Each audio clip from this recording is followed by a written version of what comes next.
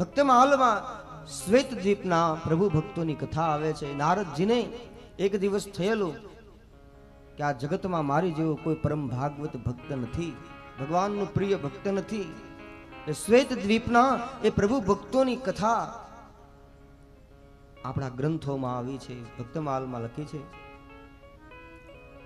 ભગવાન નારદજીને સંગમાં લઈ અને શ્વેત દ્વીપ ના એ પાવન પ્રદેશમાં જાય છે. ત્યાં કોઈ એક પક્ષી જળાશયમાં એક ધ્યાન લગાવી અને બેઠું છે. માનો કોઈ તપ કરતું હોય, કોઈ સાધના કરતું હોય, એક પક્ષી. અને ભગવાન અને નારદજી બંને એમની પાસે જાય. ભગવાન નારદજીને કહે, દેવર્ષિ નારદ, આ પક્ષી 1000 વર્ષથી આ જળમાં તપ કરે છે, જળમાં જ રહે છે. એક ધ્યાન થઈ એકાગ્ર મન કરી અને ભગવાનનું મારું ચિંતન કરે છે. ભગવાન કહે, છતાં પણ એ જળપાન નથી કરતું, જળ પણ પીતું નથી. જો મારો પ્રસાદ મળે, મારું ચરણામૃત મળે તો જ એ પ્રસાદના રૂપમાં ગ્રહણ કરે છે, નહીતર એ જળ કે પ્રસાદ કશું લેતું નથી. 1 વર્ષ વીતી ગઈ છે, 1000 વર્ષ વીતી ગયા છે.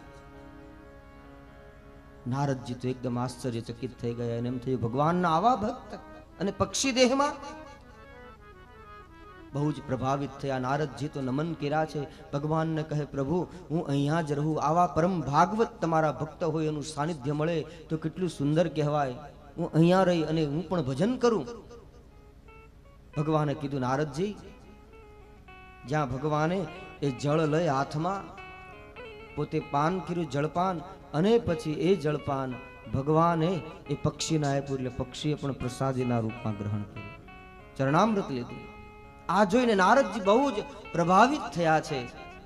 કહે, પ્રભુ મને જો આપની આજ્ઞા હોય તો અહીંયા રહીને ભગવાનનું ભજન કરું. તો ભગવાને કીધું, નારદજી હજી આગળ ચાલો, હજી ભક્તોની દશા, ભક્તોનું જીવન તમારે જોવું હોય તો મારી સાથે હજી આગળ ચાલો. અને એમ કહેવાય છે, નગરમાં જાય, શ્વેત દ્વીપમાં એક દેવાલયમાં ભગવાનની આરતી થતી હોય. ભગવાનની ધામધૂમથી ભક્તો બધાએ ગાય છે, કીર્તન કરે છે, પ્રભુમય બન્યા છે. ભગવાનની આરતી થઈ ગઈ. એમાં એક પુરુષ આવે છે દોડતો દોડતો, જે ભગવાનનો ભક્ત છે. મંદિરના દ્વાર પર આવી અને કોઈને પૂછ્યું તો કહે, આરતી થઈ ગઈ છે, આરતી પૂરી થઈ ગઈ. આવું જ્યાં એને સાંભળ્યું ત્યાં જ એનો પ્રાણ જતો રહ્યો. કે આજે મને ઠાકોરજીના દર્શન ન થયા, આજે મને આરતીનો લાભ ન મળ્યો. આવા ભગવાનના ભક્તો, શ્વેત દ્વીપના ભક્તોની કથા. પ્રાણ જતો રહ્યો. એની પત્ની એની પાછળ આવી અને પત્નીએ પણ જાણ્યું કે મારા પતિને આજે ઠાકોરજીના દર્શન નથી થયા, આજે આરતીનો લાભ નથી મળ્યો. એના પણ પ્રાણ જતા રહ્યા. પુત્ર પુત્રી બધા આખું પરિવાર પ્રાણ રહિત થયા છે. આવા ભક્તોને જોઈને નારદજીનું અભિમાન તો એકદમ ઓગળી ગયું.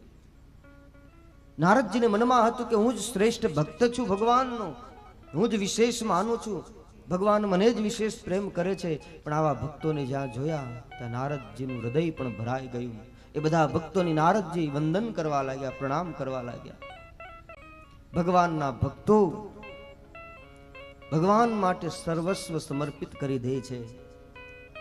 જે મન વચન કર્મથી સમર્પિત થઈ જાય. ફરી પાછી એ દેવાલયમાં આરતી થઈ.